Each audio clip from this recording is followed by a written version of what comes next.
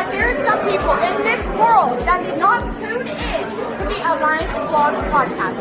Shame on you! Shame on you. My name is Ella Indy, and I'm one half of the NWA Women's World Tag Team Champion. And I'm Kizzy Page, the other half of the NWA World Women's Tag Team Champion. And you better go listen to the Alliance Vlog, what is it called again? Podcast, period. Or you're ugly. You're power approved. Alright. Mi gente, you already know who it is. It's the radioactive pop and Danny Limelight, United Wrestling Network World Heavyweight Champion. And make sure you tune into the Alliance Vlog every week. You heard it here first. Straight from Poppy.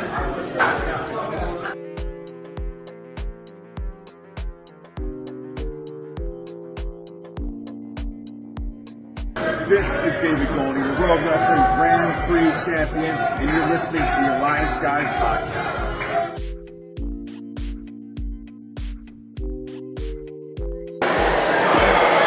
This is Lois Brain here, and I'm advising you to do yourself a favor and watch the Alliance Guys Podcast.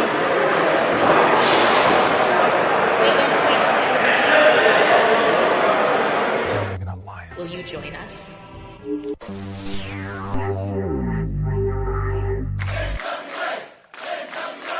It's showtime. Good evening, ladies and gentlemen. We are tonight's entertainment. You're not here, you missing out, because this show... Ladies and gentlemen. All right, listen up. And now, the moment you've all been waiting for. It's time for the Alliance Guys Podcast. I'm building an alliance. What's up, everybody? Oh, that wasn't supposed to happen. What's up, everybody? Welcome to the Alliance Guys Podcast, a presentation of alliance-wrestling.com, your number one source for news and information for the National Wrestling Alliance. My name is Jay Cow, and apparently we got small for some reason. And I'm with my co-host, Mr. DKM. DK, how are you this evening? I'm okay. You know what you're doing over there? Not really. Oh, okay.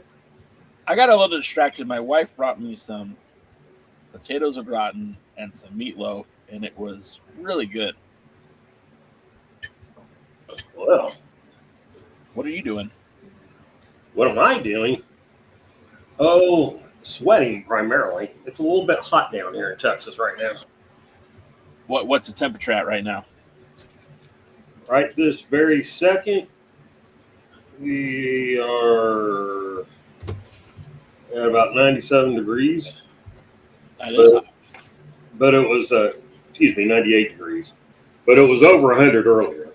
And we've had enough rain this year that normally by now it's hot, but it's dry. Now it's hot and muggy. So it's not the heat, it's the humidity. It's always the humidity with me. The human titty? What?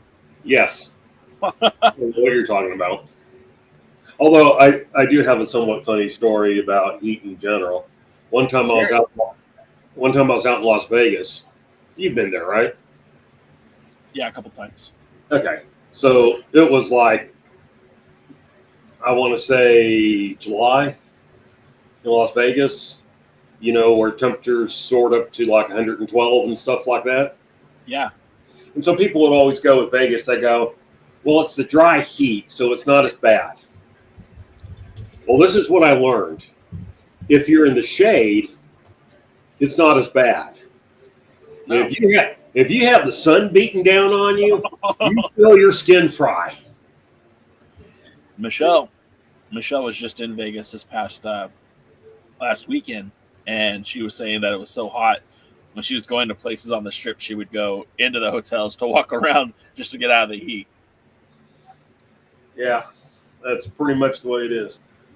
Of course, you know, one time we walked a block in Vegas because we were at one hotel and we wanted to go to the one on the other side and the other side of Caesar Palace. And that's when we learned that Caesar Palace was approximately like 10 blocks long. Yeah, that's a big hotel. You're not walking around that one very easily. And, so, yeah, if we had known that, we would have done like your we would have done like your bride. We would have gone inside on the one side and walked through. It's the smartest way to navigate waters in Vegas. But one time, the first time I took my now wife to Vegas, it was before an NWA wrestling show. They did the show at the Orleans Arena, and we didn't even stay in Vegas. We stayed at in Prim, which is just past State Line, and super hot, terribly hot. But we were in the casino. I'm gambling, I'm doing craps, and I'm coming up big. And now I have 2 comp tickets because my pal Dave Marquez hooked it up, right? And I'm so excited to go see the show. And my wife is in a couple of cocktails in. I'm at least 1 or 2 cocktails in. And those chips were very plentiful out on the field. So I could not walk away because I had probably like $200, $300 on the field. I was like, oh man, what? Oh man, the show's getting ready to start. And Michelle's like, you got to go. We got to go. We got to go. And I'm like, I can't. There's $300 on the table. I can't walk away from that. And then, of course, the knucklehead on the corner rolled a 7, and that was it. So then we got to go to the show. I was up. I wasn't down $300. I was up like 5. So losing the 3, I was still up like $200. That's always good. Well, you know how I count money for Vegas. I'm going to Vegas. I take $500 for entertainment. Okay? All right. So gambling is part of that entertainment. Okay. If when I leave Vegas, I have any of that $500, I'm ahead. Because if you go to New York with $500 for entertainment, you ain't coming home with any of it. No, and that's a good way to look at it. Whenever I gamble, I'm like, this money's already gone. We have a casino near the house, and they do like extra giveaways, like deposit 40, and we'll give you an extra 10. So Michelle and I will go and eat dinner there, and we'll gamble there. And it's awesome because it's literally like 10 minutes away from the house. The food's really good, and it's a nice little evening for us out. And she gets so bummed out when the money's gone, and I'm like, she's like, I lost all your money. I go, that money was gone the minute we walked in the door. Like, I wasn't expecting a return. And then she'll win, and she's like, look at all the money I won. I go, can I have some of that? No, I won it. With my money. Yeah. Willie says that he won $1,700 on the big wheel. I don't think I've ever won that much on anything in a casino ever.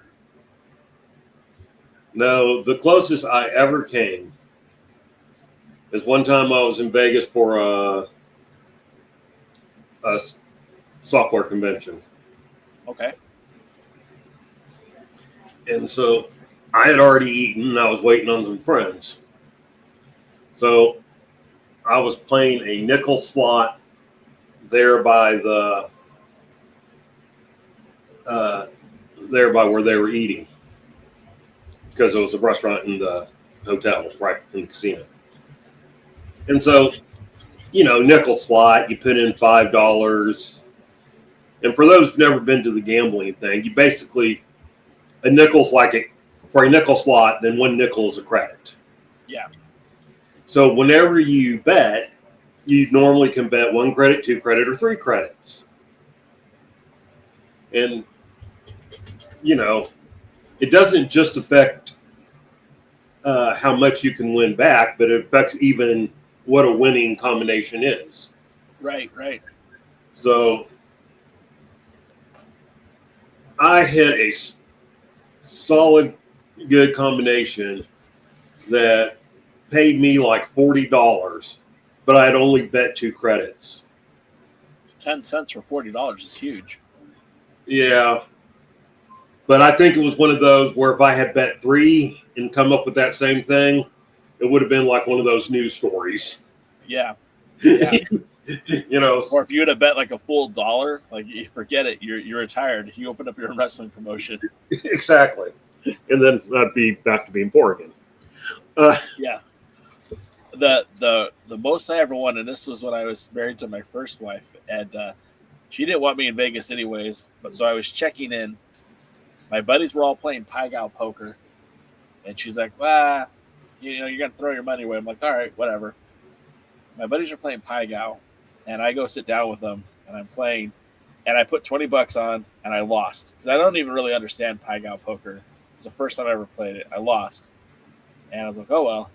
And I had ordered a drink. I was waiting for the drink to come, so I pull out another 20, and I'm waiting for my drink. So I cash in. I put the chips on the table, and without really knowing what was going on, I won like $800. And I called her up so fast, said, "Oh, waste of time, huh? Waste of money, huh? I just won $800." And then I lost. I spent like all of it while I was there, but it was fun. Yeah, but that's the key. Well, so I hadn't paid for my hotel room. My buddy put it on his card, so we got to pay him back. And then I bought dinner one night. And back in my younger days, P.F. Chang's was a fancy restaurant. Like that was fine dining. So like I paid for everyone to have dinner at P.F. Chang's. Like it's like, yeah, I'll buy. It's cool. Buy drinks, And I was throwing my money around because I wasn't gonna give it to her. Yeah, I have some friends. They go to Vegas 2 to 3 times a year, and I'm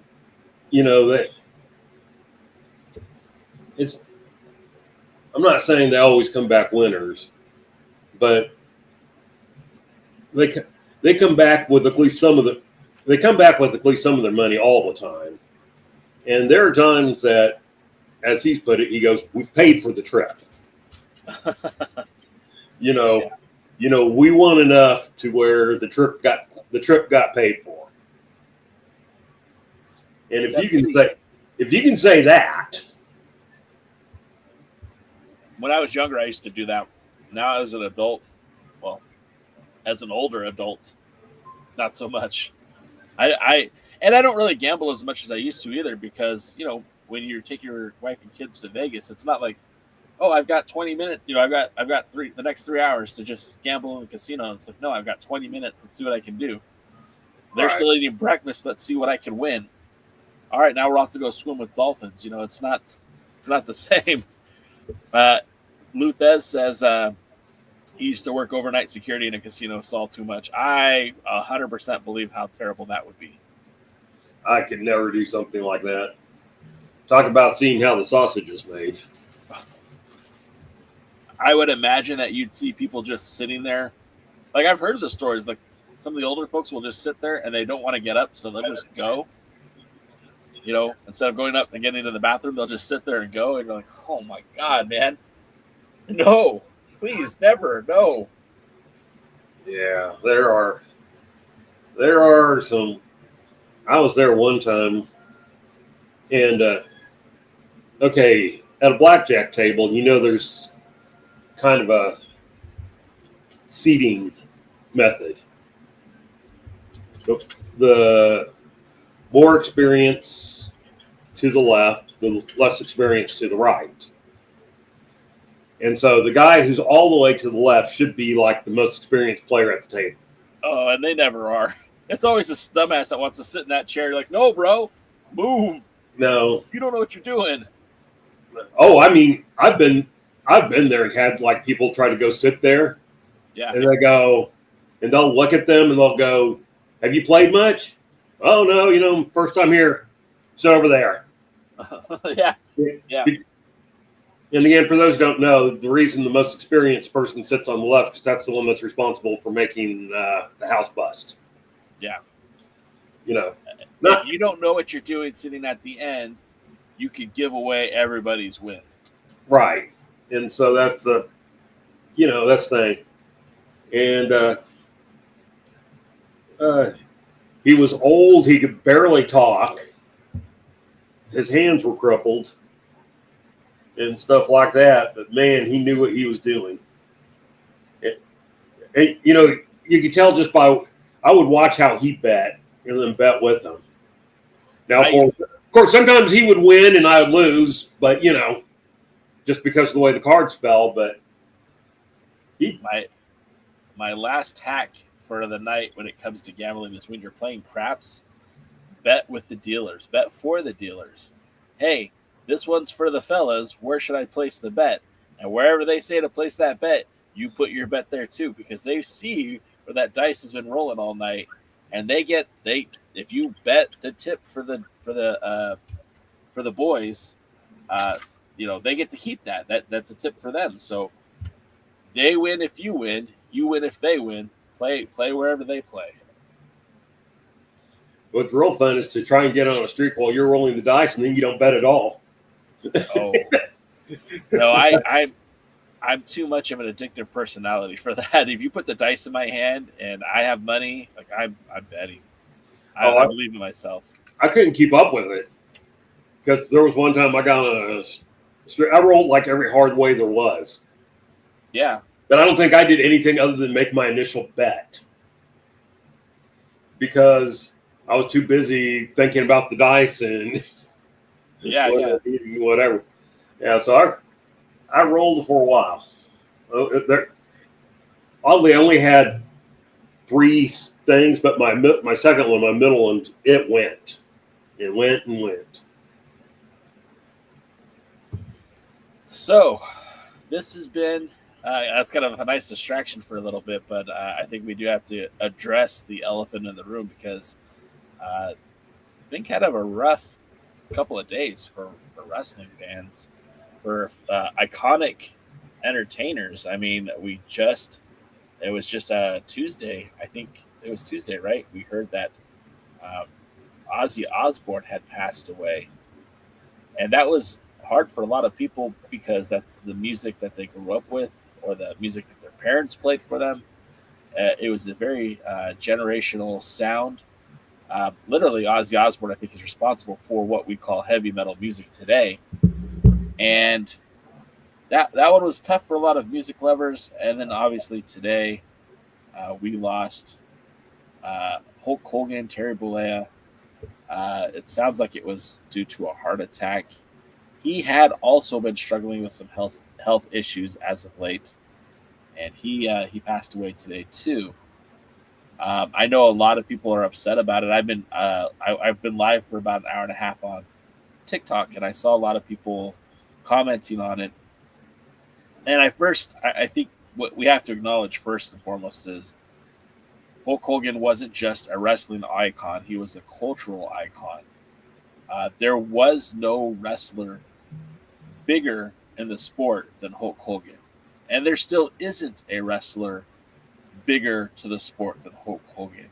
He transcended the business, and not just because of his bad movies, but like he literally was a superstar. And it's kind of funny today because, and I'm sure you get this a lot too, DK. You have a lot of friends that don't even watch wrestling, right? Right. So, and I have wonderful friends that don't watch wrestling or just know it mostly because of me. And I got dozens of messages today. Oh my God, Kevin, see, the people in the chat got me on TikTok. Oh my God, Hulk Hogan passed away today. Oh, did you hear Hogan passed away today? And it's, you have to also remember the people who don't watch wrestling and don't spend a lot of time with it don't know Hogan's past or his present or what really happened, but they just know of him because he was this big wrestling guy in the 80s and 90s. So, I mean, he transcended the business. He transcended pro wrestling. You cannot take that away from him. What were your thoughts on Hulk Hogan, DKM? Hulk Hogan, we talked a little bit about this oddly, I think it was last week or whatever, Yeah, we were. It's funny because we were talking about it. Sometimes it takes the right mix. Would Hulk Hogan have been a star in AWA? Probably. Could Vince McMahon have taken WWF National without Hulk Hogan? Yeah, again, probably if you gotten the right guy in. But what happened when you mix the two of them with something that no one could foresee, no one could bet on? You know, I hear sometimes as generations come and go, you know, people will go, well, there's been no bigger star than Steve Austin, or there's been no bigger star than The Rock. And it's like, you know, I kindly disagree. I mean, have they earned more money, you know, drew more money or that over the time? Sure, probably. But none of that would have happened without Hulk Hogan. Yeah. And Hulk Hogan was a cultural icon. He was really the first wrestling cultural icon. Yeah. I mean, some people will go back to Gorgeous George, and it's like, yeah, people knew who Gorgeous George was, but not in the same way that Hulk Hogan, because it was just different times. There wasn't, you know, and TV and syndication and all that stuff. And a lot of people don't realize that Hulk Hogan made it big before the advent of wrestling on a major cable thing. Yeah. I mean, he made it big off 1 hour syndicated shows, and maybe USA they had that Johnny Carson talk show ripoff on Tuesday nights. Tuesday Night Titans. So that's it. And I think they also had a 1 hour show, but you know, USA, there were a lot of homes that it wasn't available in. Yeah. It was considered a national thing, but it was not the most, you know, there were cable stations that did not carry them. Yeah. And so Hulk Hogan made it big, you know, at a disadvantage to what any modern wrestler would have to deal with. And the reason modern wrestlers have some of the stuff they have is because of what Vince McMahon was able to do with Hulk Hogan. It took both of them. And, you know, we can hate Vince McMahon, and a lot of us do. And we cannot like Hogan for some of the ways he was, especially later in his career, and some of the things he said. And that's fine, that's normal, and everything like that. But you can't deny that there are a lot of you today who are wrestling fans because of what Hulk Hogan did. Yeah. You may not have grown up with him. You may be commenting in the chats right now, I hated Hogan, I never liked him, or whatever. A lot of you probably didn't even follow wrestling during his prime. But yeah, trust me. If you like anything that's going on in WWE or AEW today, it's because of Hulk Hogan. So let's think of this outside the box a little bit, because again, you know, I think we gave Hogan his flowers, right? Like, look, culturally, he did something that no other individual did before him. And I see Roswell said superstar Billy Graham. Billy Graham might have been able to do that, but he was already older and less of a star when Hogan came around. And, you know, there are some guys who might have been able to do it. Dusty Rhodes might have been able to do it. Kerry Von Erich might have been able to do it. But to be quite honest with you, you know, that's just fantasy booking. You know, that's just, how would that have worked? You know, and I think you're right. I think it was the perfect storm of Terry Bollea and Vincent Kennedy McMahon working together to make that into fruition.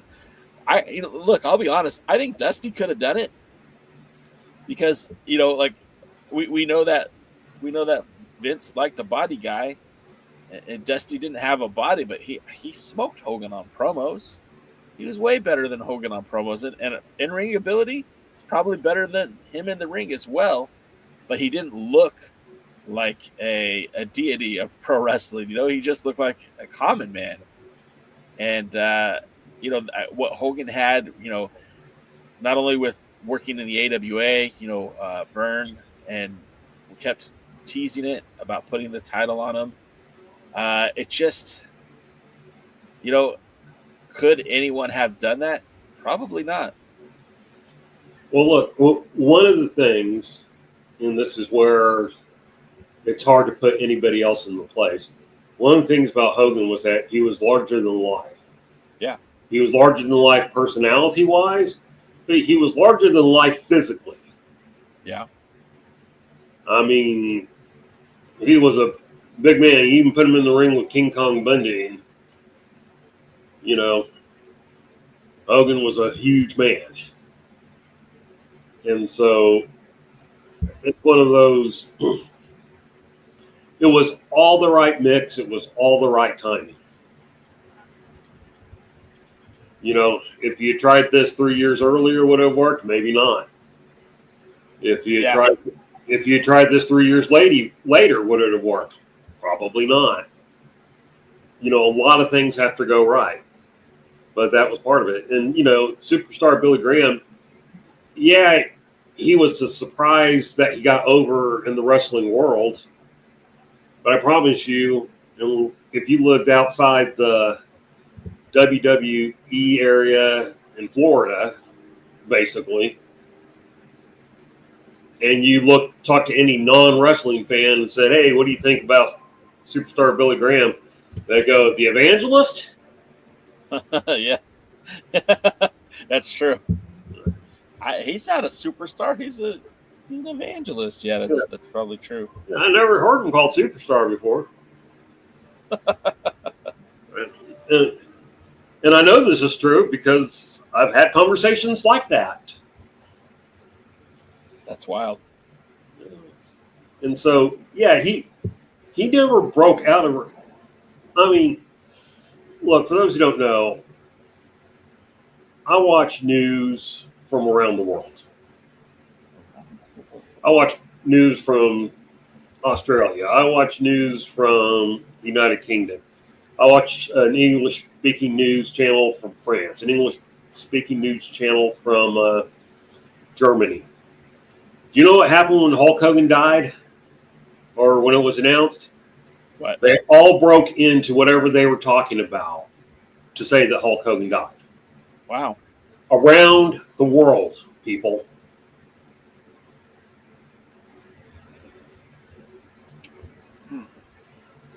So,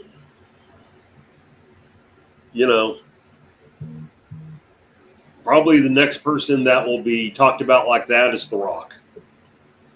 In terms of pro wrestling? Yeah. I don't think Steve Austin will.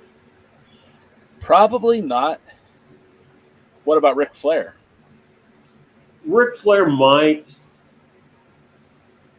Oddly, though, for most people, they probably remember the Flair of WWE than they do the Flair of NWA. Yeah. But he might, but I don't know. Just, again, breaking out as a pop culture icon, probably The Rock's the only one that's done it.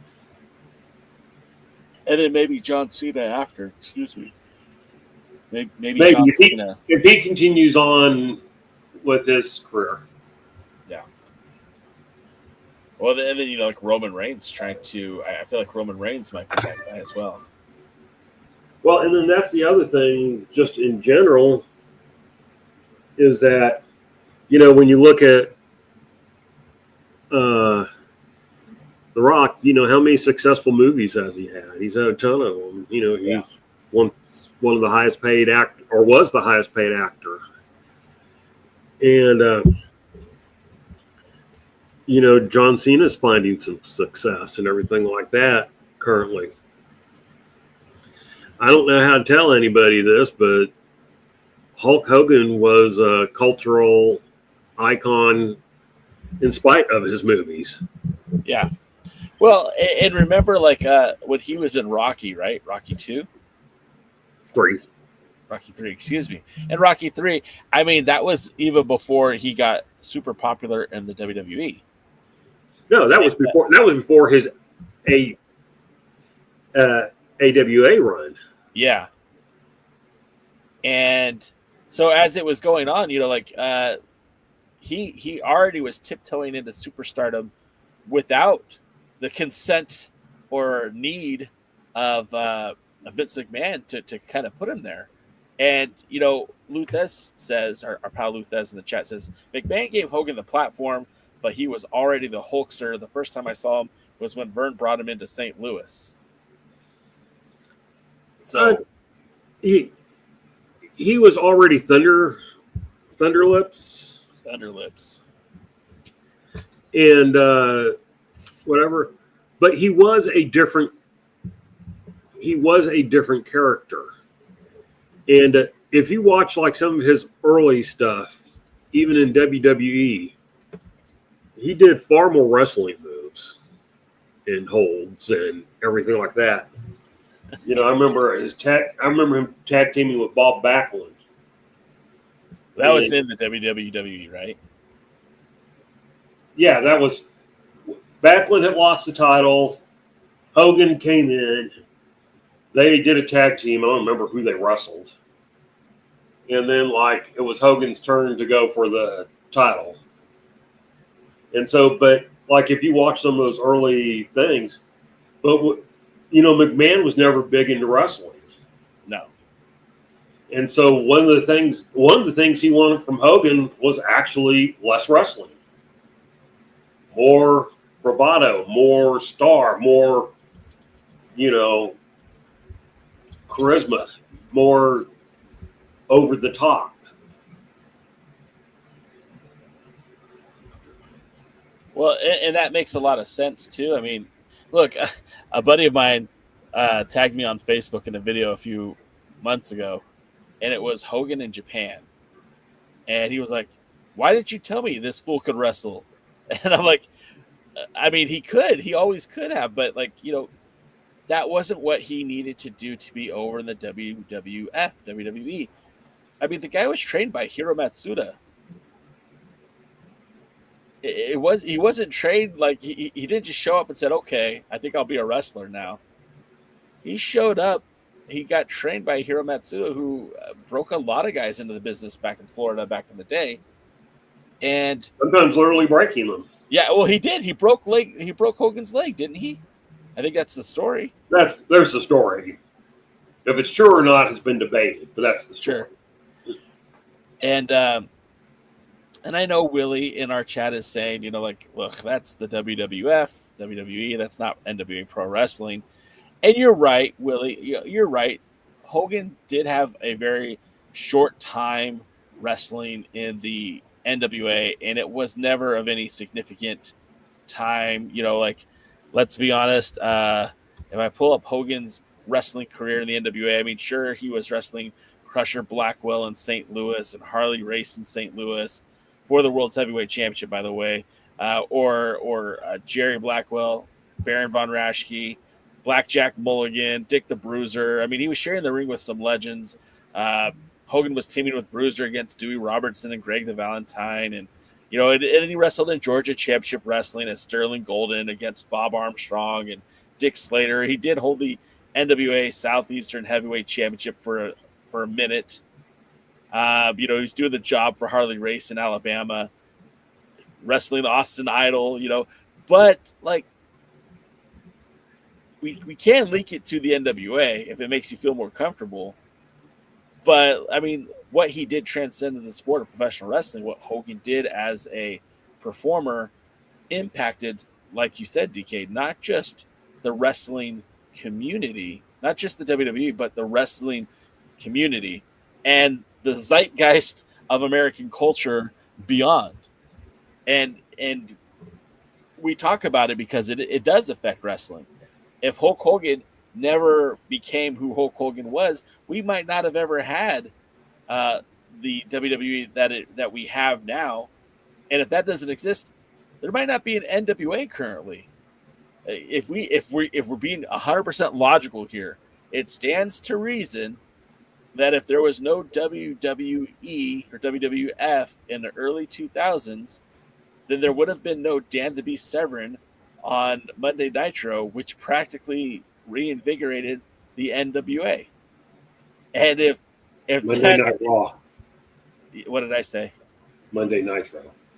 Oh, excuse me. Monday Night Raw. If we don't have Severn show up on Raw, then the NWA Today doesn't exist. If the NWA Today doesn't exist, sorry, that's a sound drop on TikTok. Then there wouldn't have been a NWA for Billy Corgan to purchase 8 years ago. Maybe that's not a horrible thing. But I mean, you have to, again, I'm no fan of Hulk Hogan. I want to make that clear. I was a Hulkamaniac until about WrestleMania 6, and then I was rooting for the Ultimate Warrior. And I never rooted for Hogan after that.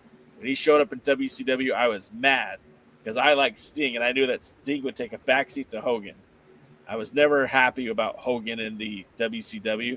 I didn't like Hogan in the NWO. I didn't like Hogan when he came back to the WWE. I didn't want to see him wrestle Rock at WrestleMania, whatever it was in Canada.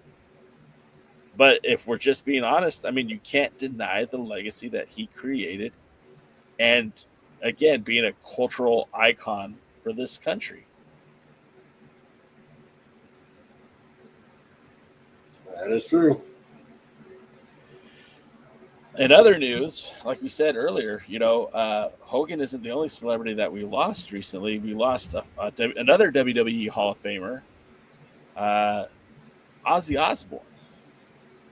And I think in terms of wrestling, Ozzy's kind of connected in multiple facets, as a cultural icon that he was in the late 70s, early 80s. It was Black Sabbath's Iron Man, the song that he sang. That would be the introduction music for a little tag team called the Road Warriors. Animal and the Hawk, the Legion of Doom, multiple-time tag team champions. I think they called it the Road Warrior pop when, before CM Punk became as big as he is now. They used to call it the Road Warrior pop because if that pop was louder than a Road Warrior pop, it would actually mean something. And that music that would echo over arenas all across the country usually indicated someone was going to get an ass whooping. So, DK, when you think about Ozzy Osbourne, do you ever think about the Road Warriors? Yeah, actually I do. One, because I actually like that song. I love that song. I remember before it was the Road Warrior theme. And, yeah, you were saying it was an iconic moment. When that song went through the thing, like I said, that, the crowd started getting up, and when they actually started making their way to the ring, the crowd popped so hard that, you had to go get a sandwich afterwards.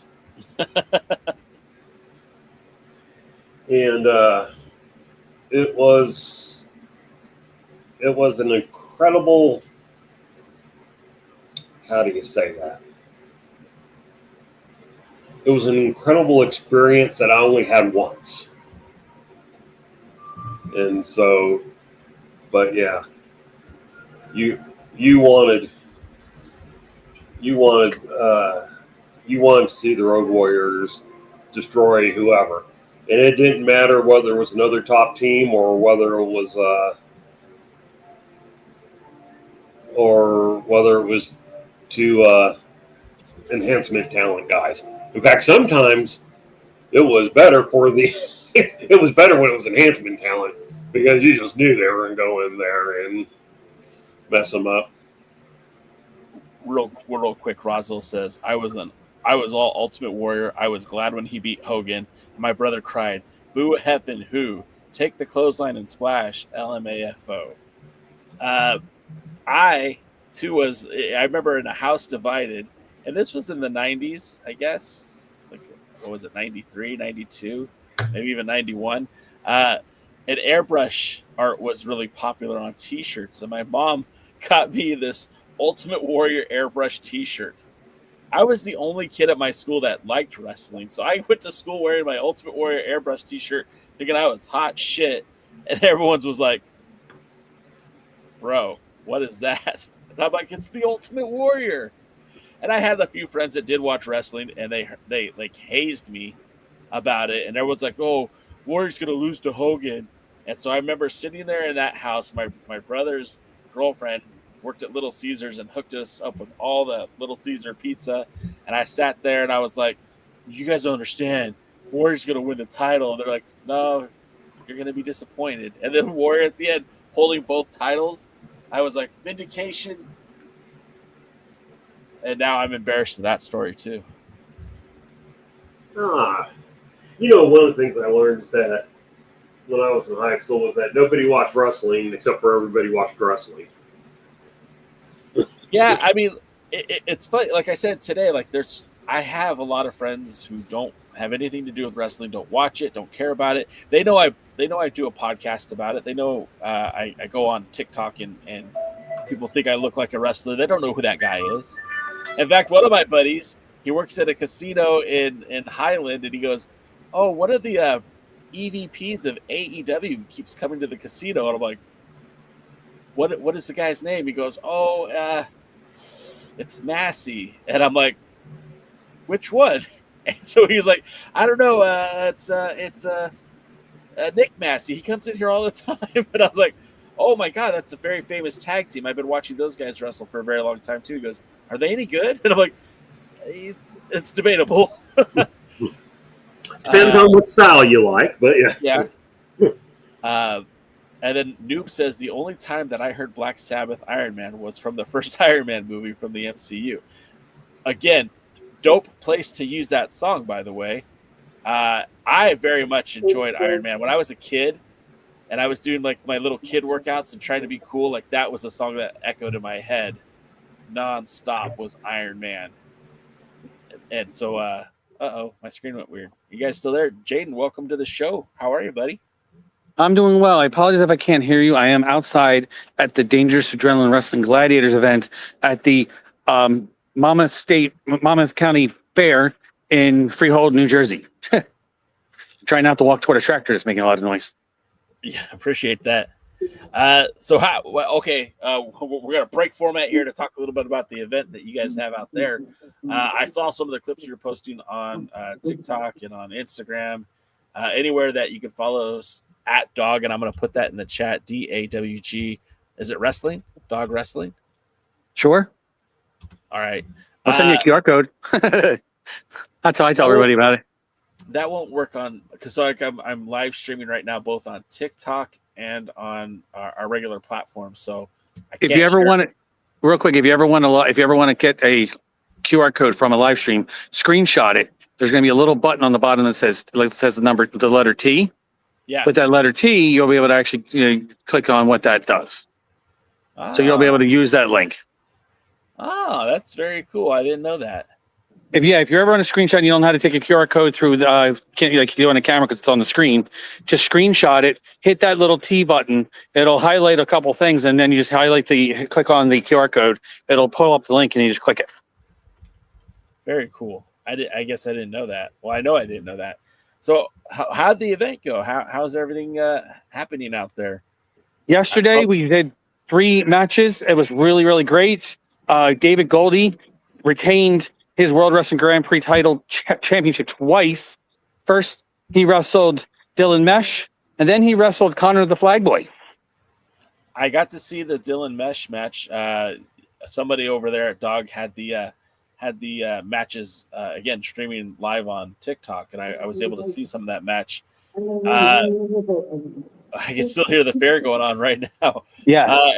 And are you guys still wrestling tonight, or are there still more matches? Or are you guys done? There's one more event, 2-match event coming up at 10 p.m.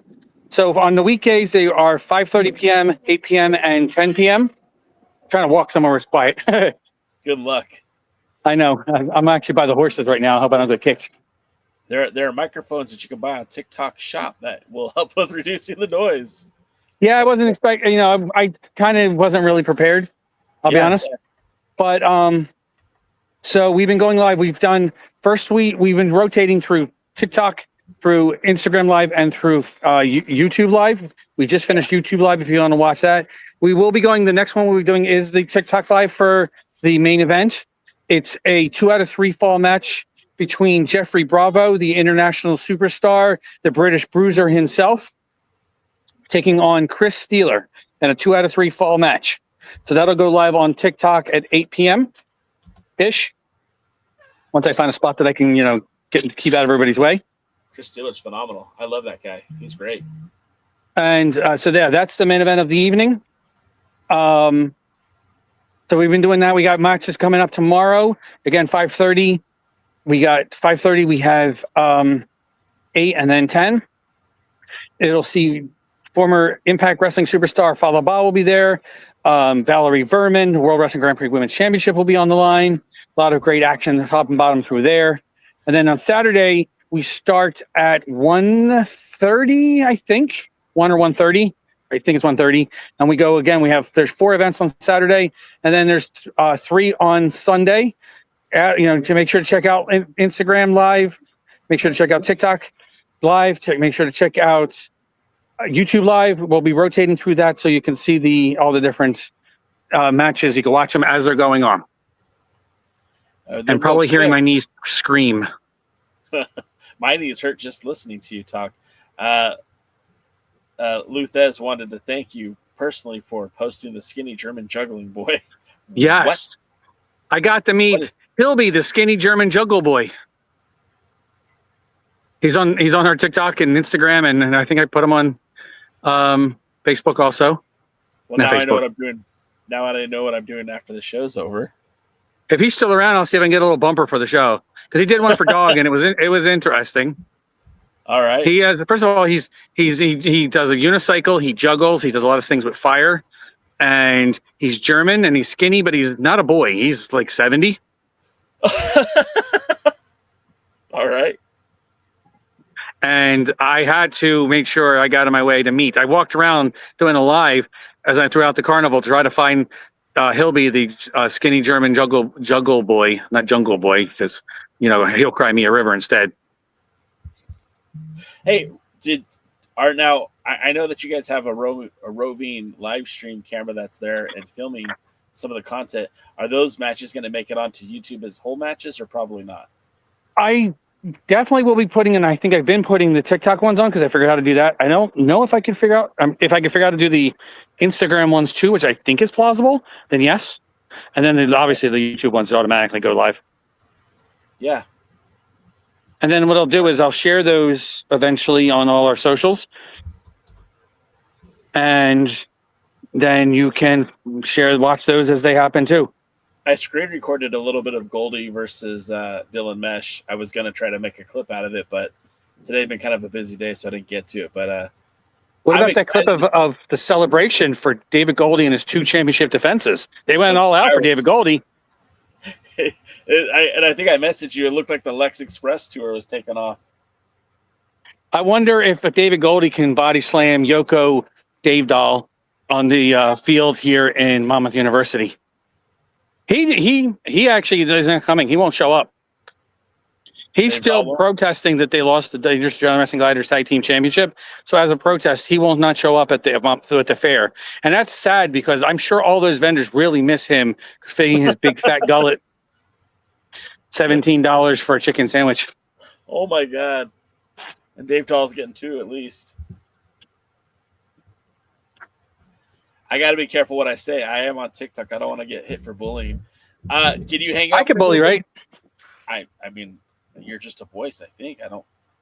I'm going to bully anyway, whether I can or not. It's not even bullying. If you meet Dave Dahl, it's justified. It's all true.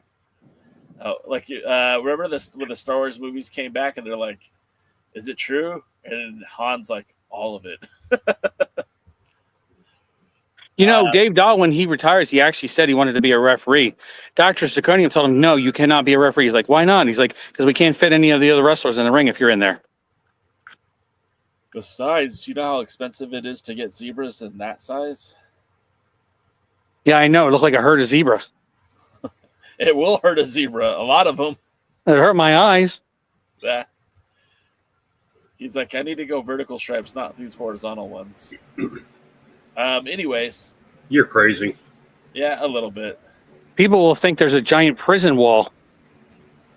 There's not. All those bars, Well, it wouldn't be like thinner bars. It'd be wider bars. So it just looked like Like people think they can sneak out of the fair or sneak into the fair. Hey, Jay. Yeah.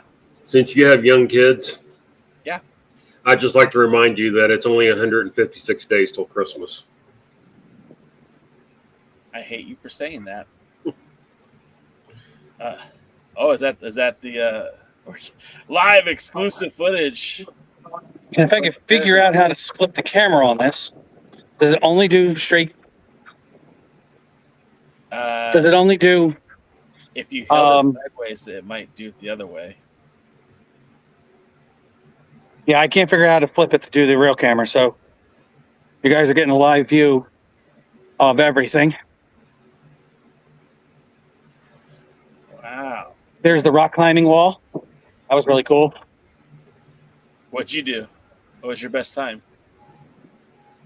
I walked up to it. I'm surprised no wrestler tried to jump off of it. Well, you didn't book Jeff Hardy. That's the problem. Or PJ Hawk. Ah. Oh. Yeah, PJ Hawk. Can you see the carnival rides in the background? Yeah, a little bit. I see the tents. TP Wigwam, it's 2 tents. Roswell just said, cool. Can you kind of see the Ferris wheel? That could be so much better if I could figure out how to do the flip. Give me a second. Hold on.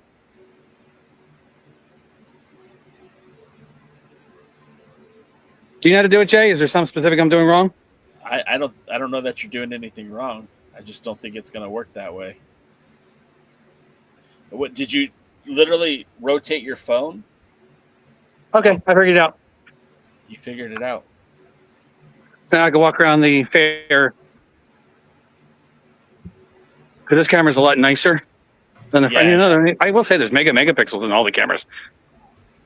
So these are where the pig races are. We try to get Dave Dahl. We try to get him in these pig races, but he said he was on some kind of performance-enhancing drug. I saw how many C4s he was drinking. That is performance-enhancing. There's the ring. That's so cool. These stands are absolutely packed when we do it. Like I said, I was watching the live, and what I loved the most about it was the kids, right? Like, I have to say it the right way so it doesn't sound creepy, but kids at wrestling shows make the shows better because they get so into the wrestling and the way they're excited and cheering and getting into it. It's always my favorite, like that. And then like when the Rock and Roll Express used to come out and the girls would scream for them. You don't hear a lot of girls screaming about wrestlers anymore. I mean, maybe Hangman Page, but that's probably it. I don't really hear a lot of the women screaming for wrestlers these days. I don't hear a lot of girls in the audience very much nowadays. They're and again, maybe it's because I'm on TikTok and the app is a little bit different. The audience is a little bit different. There are a lot of female content creators that talk wrestling these days, and I think it's great. I think it's really cool that we're getting a lot more inclusion in pro wrestling. And it was kind of funny to me. Like I was thinking about it the other day. It would make sense that women would love pro wrestling because they always said wrestling was like soap operas for men. Well, why wouldn't women love pro wrestling? It's built for them as much as it is for us. Hey, some promotions used to book towards the idea of drawing women. Yeah. Because they knew as long as the women came, the men would come too. That's very true. And no subcontext needed for that one. Willie Bowen mentioned that Malcolm Jamal Warner passed away too. And yes, that one probably shocked me more than the others because Malcolm Jamal Warner was only in his 50s. And it's never a good time to die. It's never a good time to, cease to exist. But Ozzy had been sick. Ozzy had been battling Parkinson's.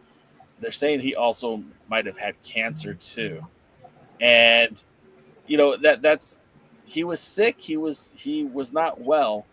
And then Hogan, there have been a lot of conflicting reports about Hogan's health over the last few weeks. So that's not shocking either.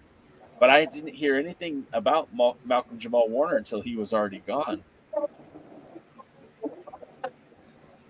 I'm just going to walk around. I'm having a little trouble hearing you right now, guys.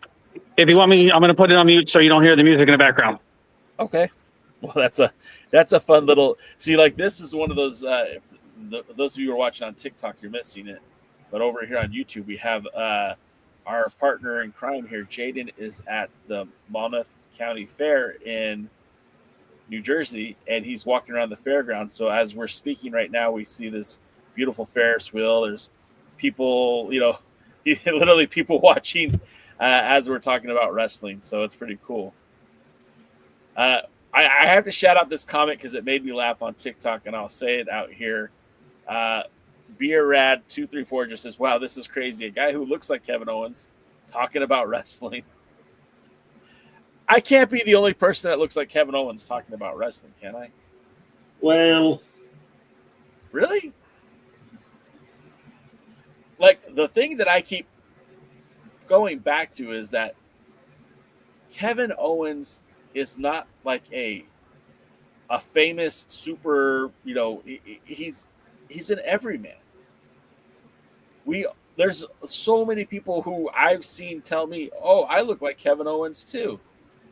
Oh, I have a friend that looks like Kevin Owens. It's like probably the most common looking face that you could have.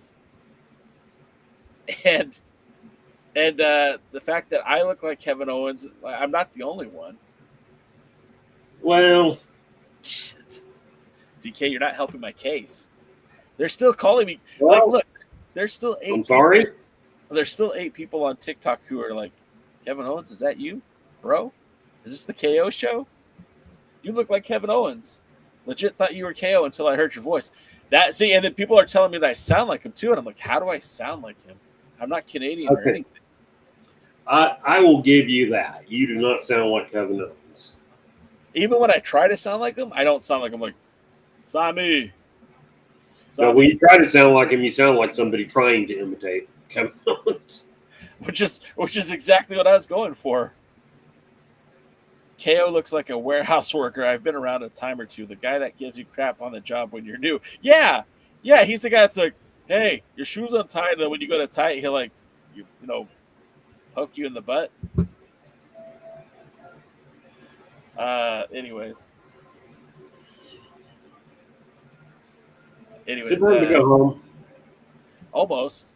Okay, so let's change the subject a little bit. Although I do enjoy Jaden's view of the fairgrounds, we are literally 7 days away from the new era of the National Wrestling Alliance. The NWA heads to Roku Sports, and what is being the most publicized, big-time lateral movement for the NWA that I could think of. A lot of people are super excited about this, and I won't pass judgment until we start seeing the reaction online from the NWA showing up on the Roku app. But it is being talked about as a big deal for the National Wrestling Alliance. And DK, I know we've tiptoed around it, but obviously next week is a big test to the National Wrestling Alliance. And, are they going to be able to succeed on this new platform? Well, it's a good question. And, of course, my primary concern is when am I going to watch it? Yeah. Because I probably will not be watching it when it first airs. So will I be able to pick it up on a later showing? Because it doesn't sound like it's going to be on demand. No, that's the drawback too. It does not look like it's going to be on demand. Now that may change between now and it actually going on the air. But if it's not available on demand, I would almost think you would lose some viewers because, I mean, people like me whose life is kind of tumultuous, and I can't guarantee I'm ever going to be free during the times it's being shown. Yeah. And, you know, like, so Tuesdays, like for your boy Jay, right? Tuesdays, I do the pre-party at 2:00 on the West Coast. You know, was it 5:00 on the East Coast? Well, Power airs at 5:00 on the West Coast, 8:00 on the East Coast. So like that'll be a 3-hour opportunity for me to do something else. But coming back to my studio and getting on the computer to watch it because I don't have a Roku TV, like that's asking a lot. And I don't know that I will have as much time to commit to that. I'm sure there's ways around it, but if they don't put it on, you know, if they don't put a replay on YouTube or something like that, it's gonna be very hard for people to watch it. Yeah, I don't know. It's just we'll have to see how it goes. And you know, I've already seen and heard some people talking about, you know, they'll set their computers up to screen record it and all that stuff. It's like, oh, that sounds like effort.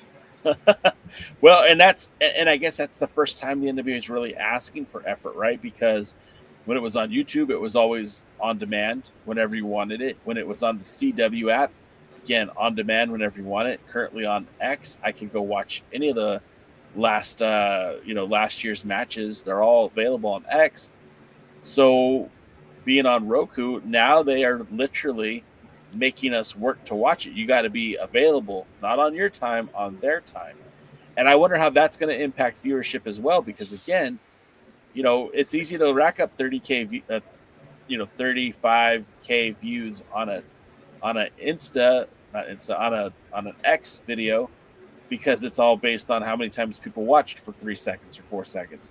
But now I'm sure there's actual analytics and data that Roku will have based on how long people are watching and what they're watching. Are they going to watch it?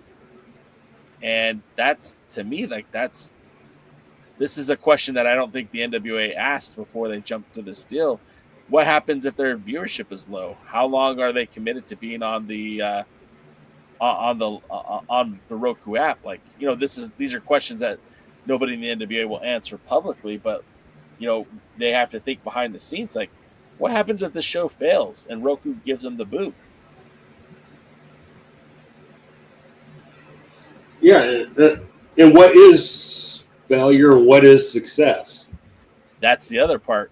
How will Roku measure success based on this product? Is it just by how many eyeballs are watching it, and what's a number that the NWA needs to hit in order to maintain its good standing? You know, there's a lot.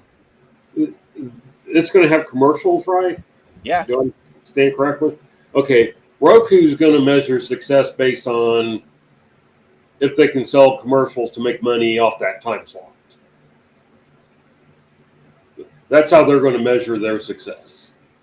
If they're anticipating, and I'm going to make it obvious that these are made up numbers. Yeah. So if they're anticipating bringing in $100 an episode, and it brings in $50 an episode, it won't be around on Roku long. Or Roku, excuse me. Yeah. It won't be around on Roku long. If it brings in $150 an episode, then it'll be success, and there will be talk about what else can we do. Yeah. And if there is success, then what potentially could be opened up for the NWA? Like, are we going to get more live events? Maybe could they start? You know, could the discussion be entered about having a? Could that open up to more premium or signature live events? Well, I think if the weekly episodes are successful, i.e., people are able to make money off of it, then I would think the next step would be to do some type of Clash of Champions type show or Saturday night main event type show, in the idea that it's a pay-per-view that's not a pay-per-view. That it would be, even if it was a recorded special. Yeah. That they'll put either a live or a recorded special that you can put on, that night. Maybe you record it Friday night and they do it Saturday. Show it Saturday. Because if you do it that quick, nobody's going to look for spoilers. True. If you record it Friday night and you're not showing it until the next Saturday night, 2 Saturdays, then people will be looking for spoilers. But, if you can do it that quick, people don't have time. And so if they can do something like that, put a 2-hour show on with commercials and stuff like that, with higher quality matches, then I think you'd be looking at something. And again, I think this is where you decide what are our power titles. Like obviously the TV titles should be on Power. And then what are our, signature live event titles, which would be like your world titles. And then you might float like the national and U.S. tag titles in between them. Yeah. That, it would be a payoff in the women's tag team title. There might be a payoff match on a signature live event.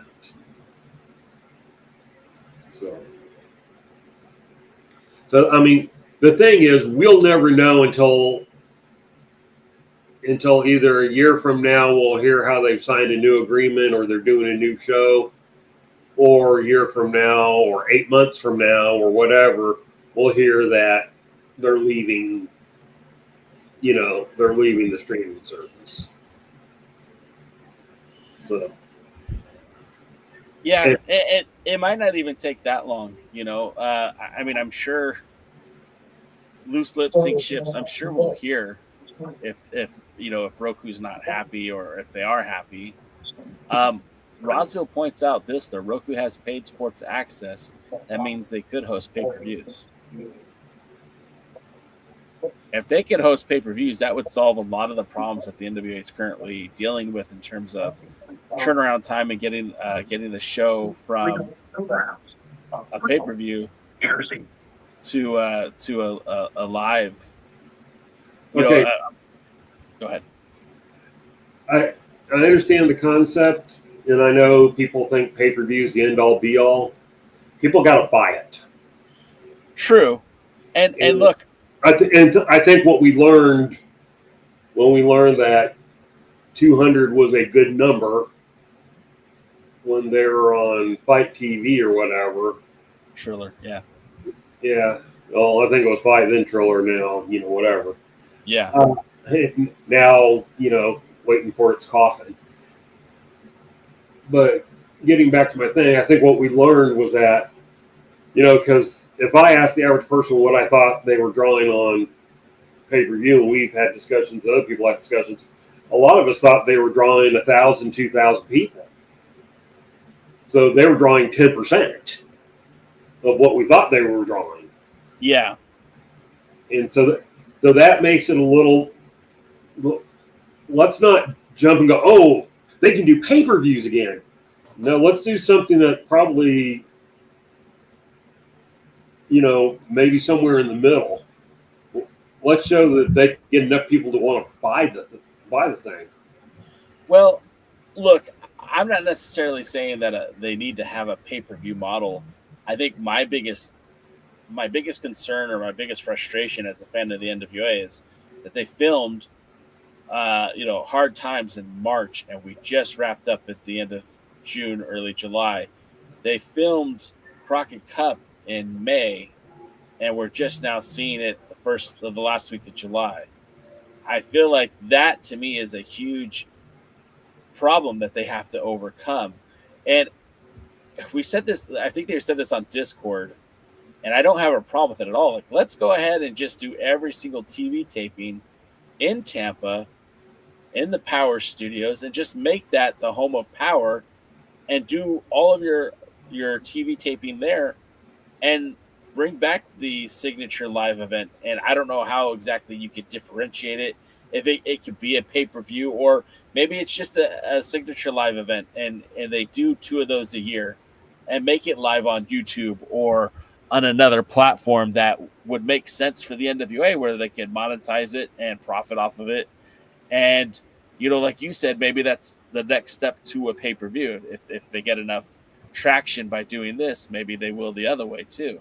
But just right now, it's like, 77 is just a few weeks away, and people who watch Power will not get the hype for 77 until long after 77's over.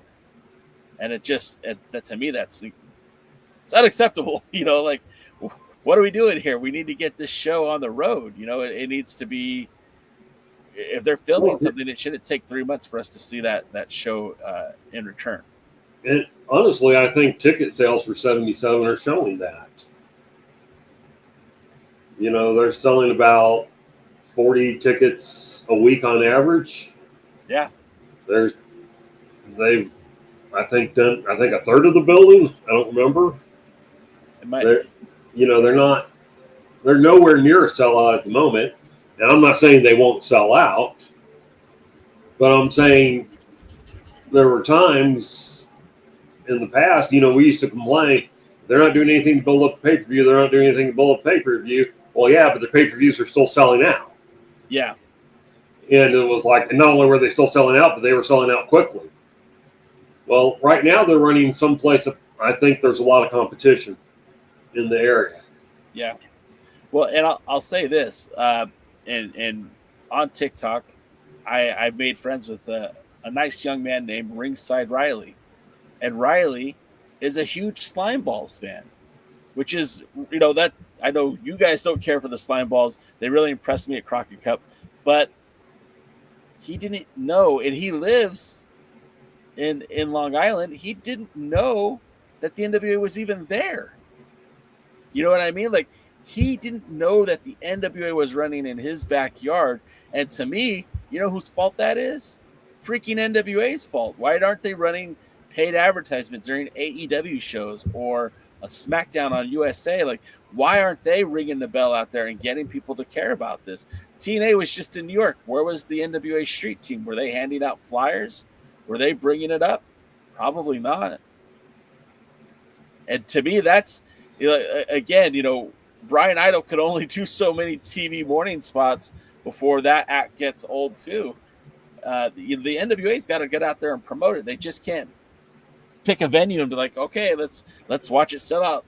The 2300 Arena in Philadelphia, although not known for traditional style wrestling, the NWA, you could kind of guess that it was going to do all right because that Philly crowd is a hot crowd and they're going to get into it. But where exactly are we going to have, it's not like Long Island is NWA territory. Never has been, never will be. So, first of all, like NWA, why are you promoting an event in a venue that is relatively unknown to the NWA audience, right? The local audience isn't familiar with the NWA, and the NWA is kind of, let's be honest, it's Southern fried wrestling. It's the Mid-Atlantic, it's Georgia, it's Florida, it's the Central States, it's Missouri. It never really was New York. That's always been a WWE territory. And I don't blame them for trying. But, if you're going to go, you got to go, and you got to advertise the hell out of that show. You got to really put it over. And as far as I can tell, and I don't live in the local market, but my guy Riley's like, I didn't even know they were doing a show here. Like, what? How do you not know? Like, you're their demographic. You are exactly who they want at the show. You're a young dude who enjoys wrestling, and they have one of your favorite tag teams right there, and you don't know? And that's not on him. That's not on Riley. That's on the NWA. Noob has the answer, though. He says, let Markova do some of the media work. and Kenneth says New York was an ECW territory. I mean, that's true. I mean, when I think of ECW, I think of Philly. I think of the Hammerstein Ballroom. I think 2300 Arena. But, like, still, like, we're talking about, you know, Ric Flair and Luthez and Dusty Rhodes and Harley Race and Dory Funk Jr. and, you know, that bygone era, and even the modern NWA, New York was never like that home territory for them. And I feel like if you're going to go to New York, if you're going to go to Long Island, you really got to get out there and promote that event. And I don't feel like they did that. They haven't done that yet. Well, you know, and the other question is, like when you look at Alabama, you're looking at an underserved market. 100%. And so is Long Island an underserved market? That I don't know. You know, it's close enough to New York that, you know, I don't know how often WWE runs New York anymore, but I suppose often enough. Well, I mean, like, look, there are a ton of indies out on the East Coast, and especially in the Northeast. And I honestly, I'm not super familiar with the market. You know, if I wish Jaden was on, because he would know it better than we would. But I just don't know. You know. Yeah, I mean that's my thing. Is it's probably not. That there's probably enough, and then not just underserved in the sense of wrestling, which I'm sure it's not, but just in entertainment in general. You know, you don't just compete with other wrestling organizations. You compete, you know, what in economics is called opportunity cost. I have $3. If I spend it here, I can't spend it there. So where am I going to spend it? And then, are you actually there, Jaden, or? Yeah, can you hear me? Yes, sir. Excuse me, yeah. The problem, again, Long Island, too, the NWA did run there during the Crockett era. It did well attendance-wise, but there was the worst crowd. There was zero energy. And Long Island tends to be a very not exciting crowd. There's just no energy comparatively to, say, New York City or Philadelphia. So I don't know if that's also going to matter. They really should be doing something. There should be some New York wrestler that's, you know, they could draw. I hate to say it, but I don't want to say why I hate to say it, but where's Zack Ryder? Where's what's his name now? Carnoble, yeah. Where's Matt Cardona? Why isn't he there? They're in Long Island. They're not that far for where Richard Holiday can mean something. Ben Bishop, he's super over right now. Even though, you know, get him whatever. He's to Ben Bishop. He's super over. He's 6'12", and I think he would be great to grab the NWA some attention. They already have Jack Vaughn. Yeah. Sorry about the announcement going on in the background. That's okay. But they have Jack Vaughn. He can grab some attention. And here's the thing too. I follow a lot of the wrestlers, and I see them occasionally post stuff. But outside of the wrestlers, there's random people posting it on Reddit. Reddit seems to be the only place posting anything about the NWA other than the local wrestlers that are on the cards. So Reddit isn't exactly your big source for drawing crowds. Yeah. They're not just the biggest source of drawing your crowds, but yet I see more mention on Reddit than I see anybody posting anything on X and TikTok and Instagram. And again, I'm not following the NWA, but I don't follow the NWA on Reddit either. It shows up on a lot of the wrestling things. Well, And again, and there's Billy calling me right now trying to pay me to do his marketing for him. We'll let you get to that phone call. So when we look at it too, like, you know, you pointed out Ben Bishop, you pointed out Richard Holiday. We do know that they're going to have Alexander Hammerstone, who has some value. I mean, obviously he was an MLW world champion. There is value there, but he can't carry the card for you on this. And yeah, bringing Matt Cardona in, that still is very much a possibility. But again, he can't bring the entire crowd for you.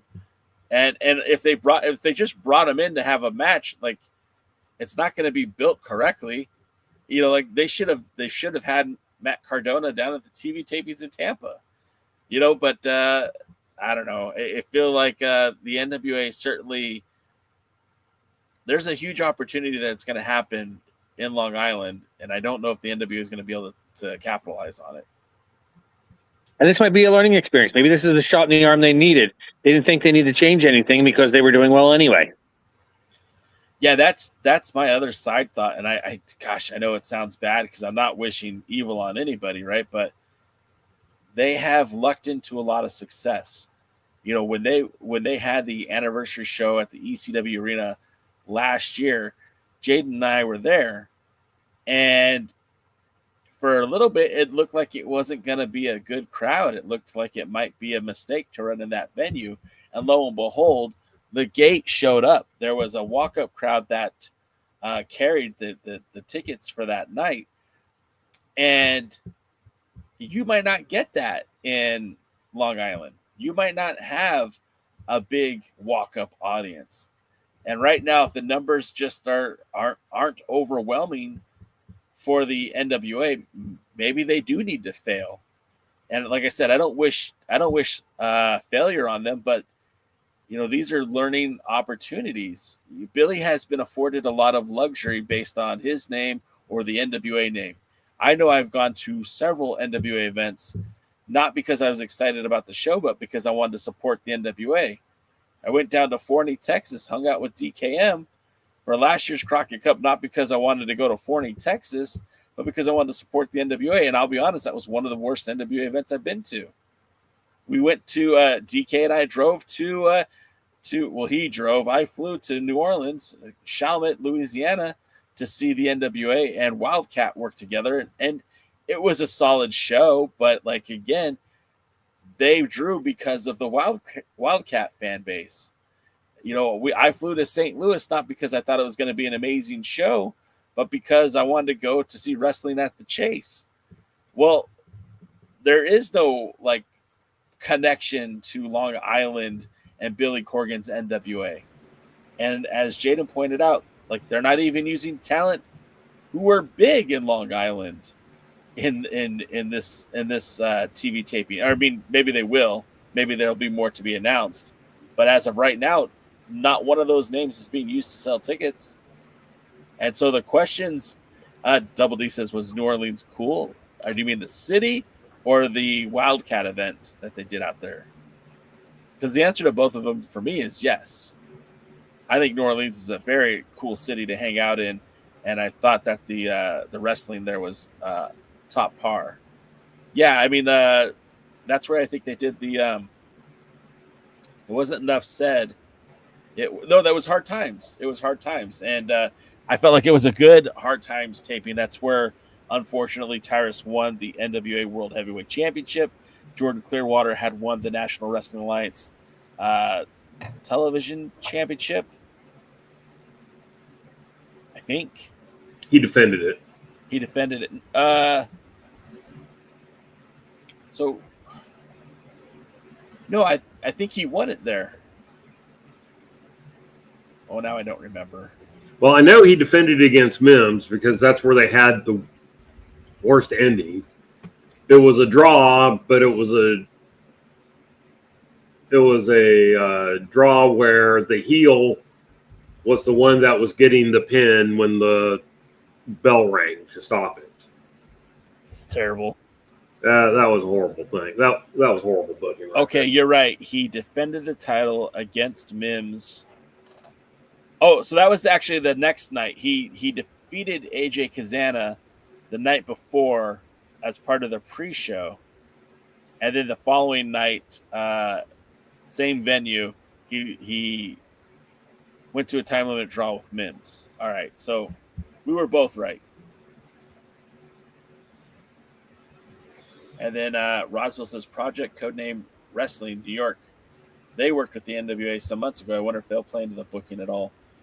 I mean, it's a definite possibility, but so far we haven't seen anything from it. And if I'm looking up right now, the NWA, because I mean they've already even announced they have TV tapings after 77, but the NWA Signature Live event, 77th anniversary show, will be on August 16th. And if we're using our big boy calculators and calendars here, that's like literally 3 weeks away. A little bit more than 3 weeks away. And there's been almost zero build.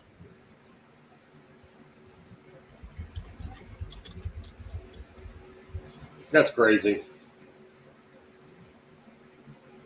Yeah.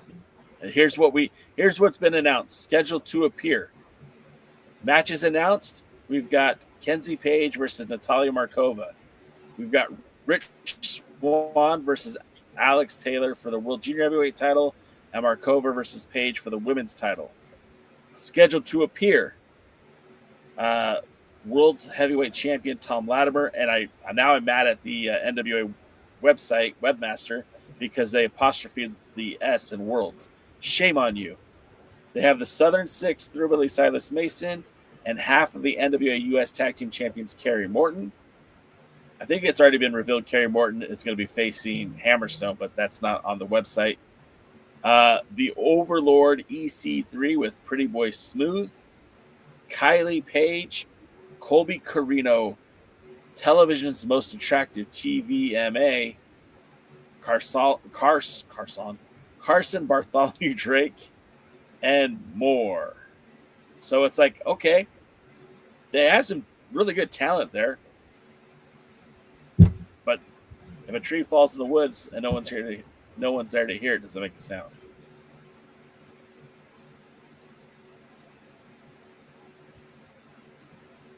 Overmetal with his joke of the week says, rumor has it that Ben Grimm won't say his catchphrase in Fantastic Four First Steps because he's a Hangman guy.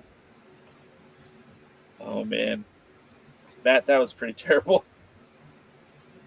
And I would bet dollar to donuts that EC3 and Pretty Boy Smooth would have challenged for the tag titles, but the winner of the Crockett Cup should have that opportunity to challenge for the tag titles first. It would make me sad if they won the tag team title. I don't hate them as tag champs. I think the Immortals deserve it right now more, but maybe if the Immortals get it in a quick reign and then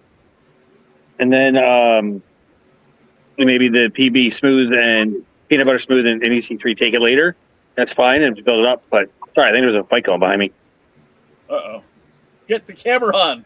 If Control Your Exodus were to win the tag titles at perhaps maybe the first pay-per-view of 2026, I would not have a problem with that. But again, I feel like the winners of the Crockett Cup should probably get the first shot at the World Tag Team Champions. Yeah, I'm just not that into Smooth. You know what? I agree. I wasn't the biggest PB Smooth fan, but I feel like if you go when you watch, wait, EC3 was a Nikki Bella's DMs? What? Double D, do you want to jump on and spill the tea on that? What I was saying is, gosh, that kind of threw me off. EC3 and PBS, Pretty Boy Smooth, I think their work at Crockett Cup will make you feel a little bit better about them as a tag team. I'm not going to say you're going to become a fan, but I don't think you'll hate PB Smooth after Crockett Cup. Well, I mean, I don't even hate him now. I didn't have any major issues when he was like the Exodus. pro champion, although I was ready for him to lose it right after he won it. It's just, I don't know. He doesn't do anything for me. It's not like I dislike him like I dislike Kerry Morton or Carson Drake. It's just more like, I don't know, you're too green. Go somewhere else for a while and get better.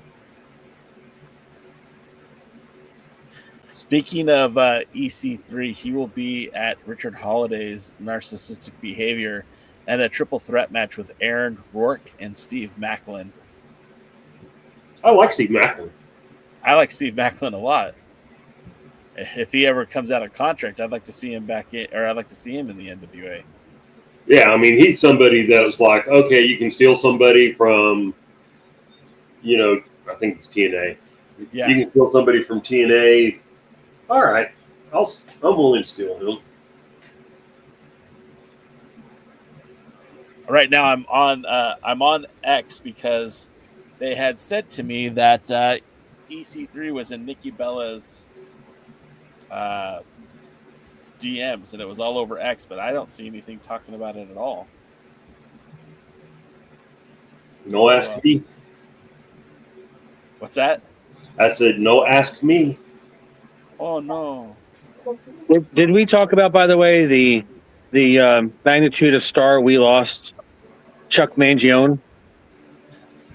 We did not touch on Chuck Mangione, known to J. Cal from his appearances on the King of the Hill show. I tried to get him to talk about him, but he wouldn't do it. Oh, let's go. All right, so Chuck Mangione was on King of the Hill, and he's a jazz singer. Yeah. And he passed away just today. Best known for as a trumpet player. Yeah, a trumpet player. What songs did he sing or play? Excuse me. What songs did he play so that I can become more familiar with Chuck Mangione? He did the horn part of John Cena's "You Can't See Me." The time is now. I heard DKA typing it in the keyboard. We got him. No, I'm looking at something else. Okay. In fact, actually, I don't even know what question you asked. What was your question? It's not important. We'll move on. All right. Man.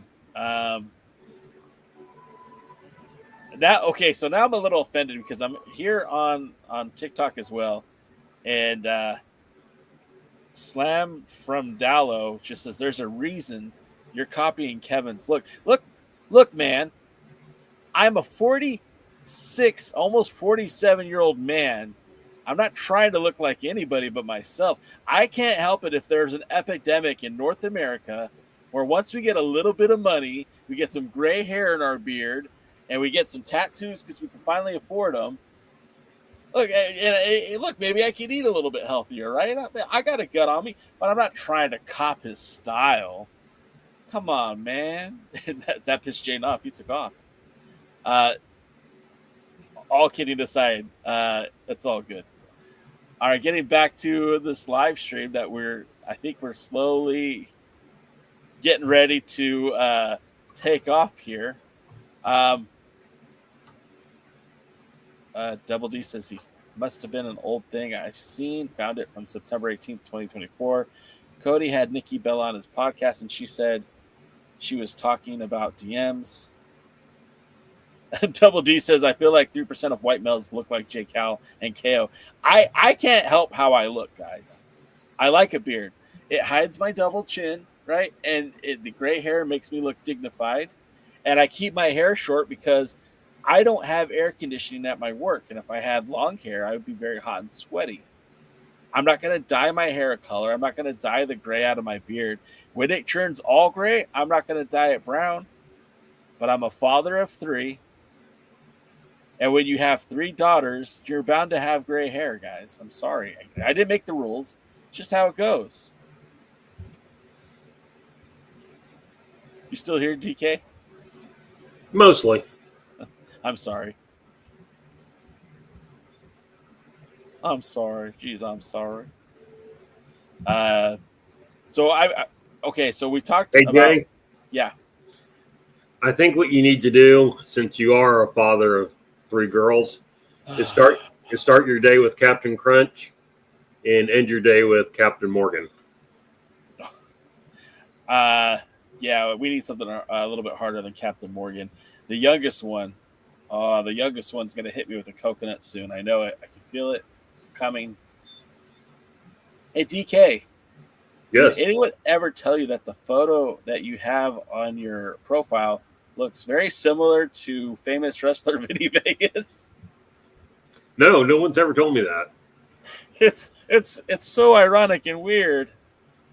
I think this might be a good place to stop. Of course, if you are a fan of the National Wrestling Alliance, you can check out Wrestling Central right now, channel 208 on Roku, and watch matches from both the National Wrestling Alliance and the Women of Wrestling. Wow.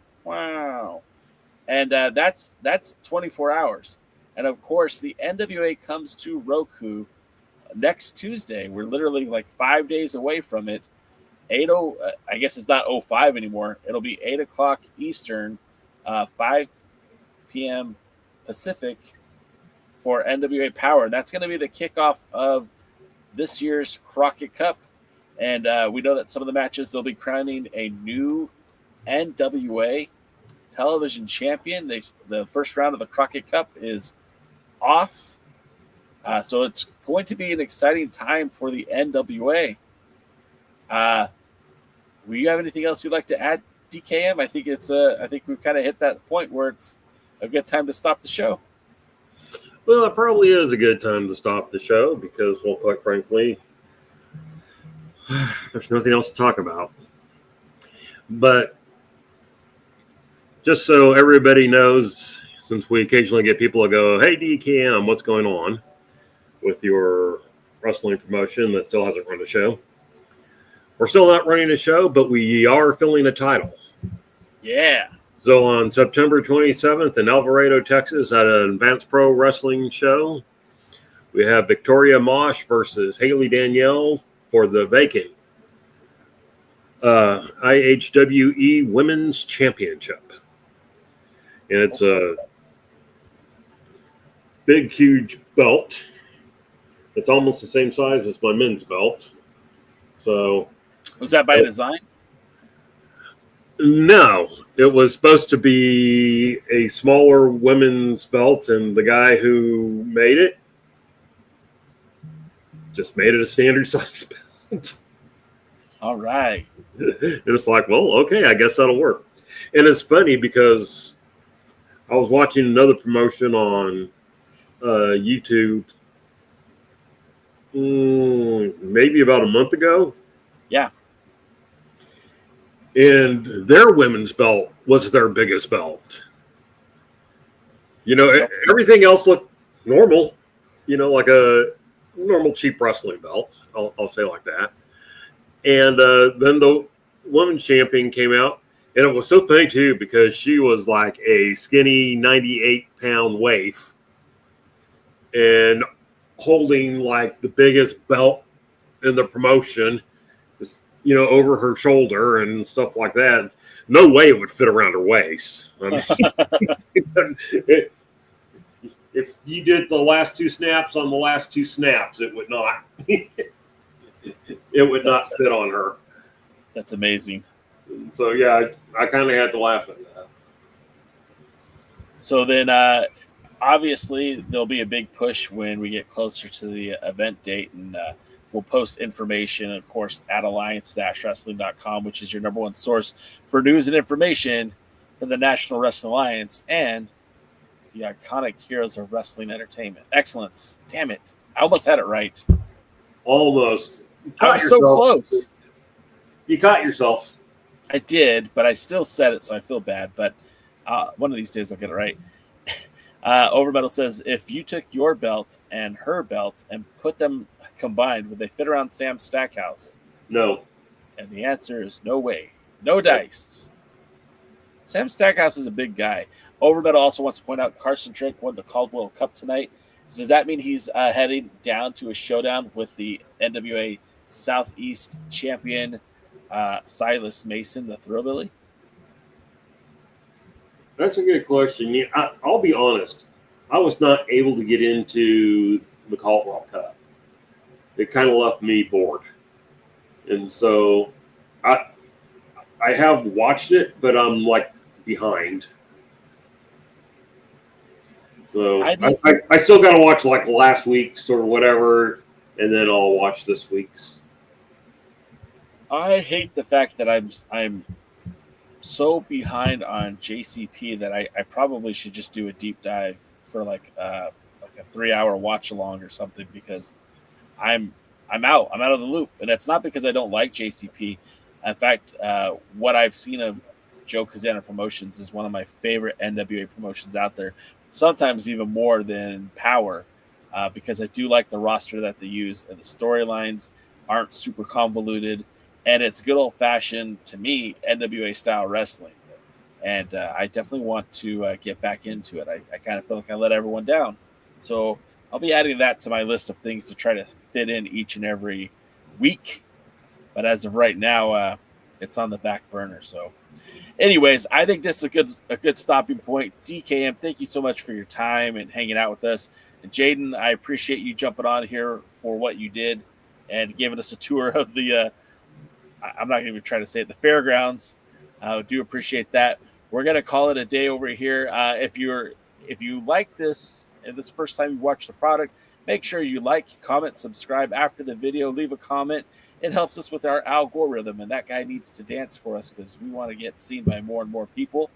And we have the other Alliance guys who will be back on Monday. The pre-party will be here on Tuesday. And, of course, we'll be back here next Thursday. Oh, Malcolm has a question. I'll answer Malcolm's question, then I'll end the show. You think before the show, NWA should do a recap before the debut show on Roku? They basically did a recap of Crockett Cup this week on X, and I think that's the most update you're going to get before they debut on Roku. But I think that's going to do it for us. Thank you to my co-host, DKM. Thank you to my co-host, Jaden. And until next time, we'll see you guys at... Thanks for joining the stream. This has been a presentation of Alliance-Wrestling.com. We genuinely appreciate your support. Would you consider subscribing so you'll never miss a future episode? I'd also like to remind you we do a live stream every Tuesday at 5 p.m. for NWA Power. You can find us on social media at The Alliance Blog. And until next time, we are The Alliance.